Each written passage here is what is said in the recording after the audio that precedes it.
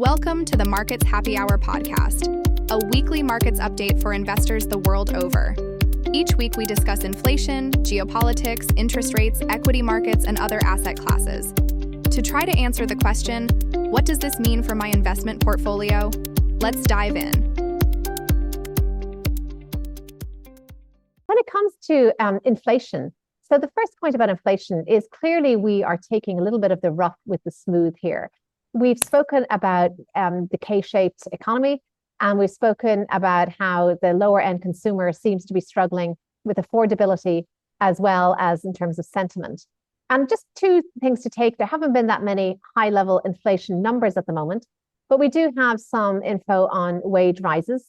And I think as we would expect in a K-shaped recovery, we're seeing wage rises for the highest paid running ahead of those for the lowest pay.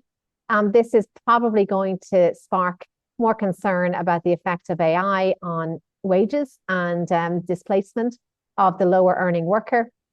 And equally, another chart here shows that lower income households after tax wage growth had dropped back to 1% year on year, while higher income households wage growth eased to 3.7% year on year. So still quite a dramatic difference and delta there between the higher earners and the lower earners.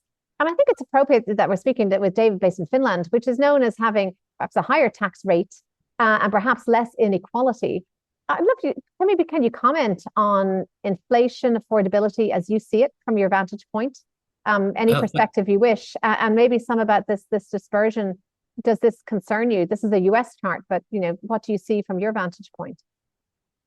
Well, I think this affordability issue is common all around the world. It is a problem.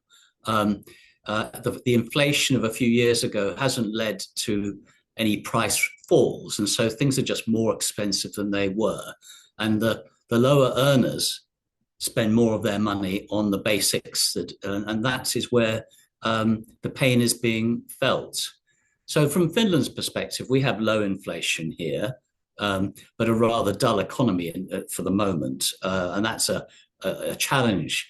What I would say about the taxation, though, is that it is on the high side. I haven't moved here as a tax haven, but it certainly feels much less of a psychodrama than's been going on in the UK over the last month or so.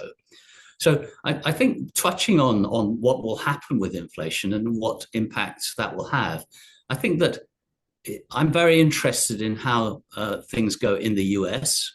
I think what will be done ahead of the midterm elections next November. And I suppose the simplest thing to say is that I would expect there to be a fair amount of helicopter money showered on consumers to make them feel happier. It's a political game, and it will have an impact, I think, on that end of the consumer market. I think you make an important point there. I mean, prices are not coming down. This is still inflation. Prices are still rising, albeit at a lower rate. So any narrative that has prices falling is probably a false one.